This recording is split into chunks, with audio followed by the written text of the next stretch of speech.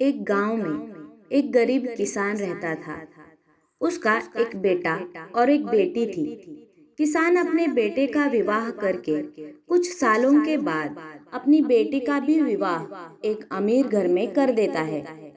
बेटी बहुत अमीर घर में गई थी। उसके घर में नौकर चाकर काम करते थे। किसान अपने दोनों बच्चों का विवाह करके इस दुनिया से चला जाता है। बेटी को धन की तो कमी नहीं थी, वही बेटा बहुत गरीब था।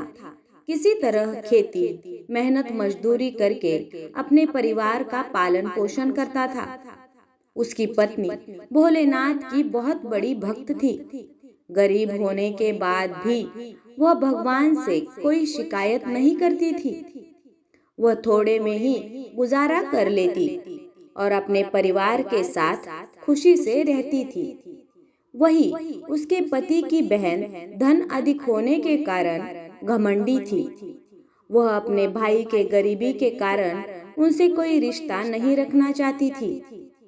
उसकी बहन धन के घमंड में इतनी चूर थी कि अपने भाई को देखना तक पसंद नहीं करती थी। समय बीतता गया और बहन के ननंद की शादी पड़ी। उसने अपने भाई को बुलाया तक नहीं। किसी तरह उसके भाई को पता चला और वह बिना बुलाए ही बहन के घर शादी में चला जाता है। बहन उसको देखते ही अपने नौकरों से कहकर उसे घर से बाहर ही लौटा देती है। भाई भूखा प्यासा रोते हुए जा रहा था। तभी रास्ते में उसको एक बूढ़ी माँ मिलती है। उन्होंने उस भाई से पूछा, बेटा क्यों रो रहे हो? वह अपनी सारी दुखदाई कहानी बताता है। बूढ़ी माता उसे समझाकर चुप होने को कहती है। बूढ़ी माता जी गरीब किसान के बेटे से कहती है कि यही पास में मेरा बगीचा है, चलो कुछ खा के आराम कर लो। दोनों बगीचे में जाके खरबूज खाते हैं। फिर बूढ़ी माता एक थैले में खरबूज और कुछ खाने पीने का सामान रख के उसे वहां से घर भेजती है। घर पहुंचने के बाद बच्चे अपने पिता के आगे पीछे घूमते हैं। उसकी पत्नी अंदर से पानी लेकर आती है और तुरंत थैला हाथ से लेकर देखने लगती है कि मेरी ननंद ने क्या दिया है। बेचारा भाई वहां से चला जाता है। उसकी पत्नी जैसे ही उस खरबूज को काटती है खाने के लिए, उसमें बीज की जगह हीरे मोती चमक रहे होते हैं। वह बहुत खुश होती है ये देखकर। फिर अपने पति के पास जाकर कहती है कि दीदी से हमारी गरीबी देखी नहीं गई, इसीलिए इतना सारा धन दिया है। बेचारा किसान भाई सोच में पड़ जाता है और किसी से कुछ कहता नहीं है। अब बेचारा भाई भी बहुत धनी और पैसे वाला हो गया।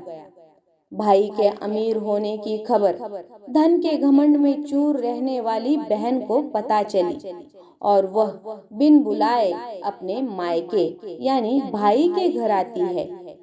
ये देखकर भाई मन में सोचता है कि जब मेरे पास धन नहीं था तो बहन मुझे देखना तक नहीं चाहती थी।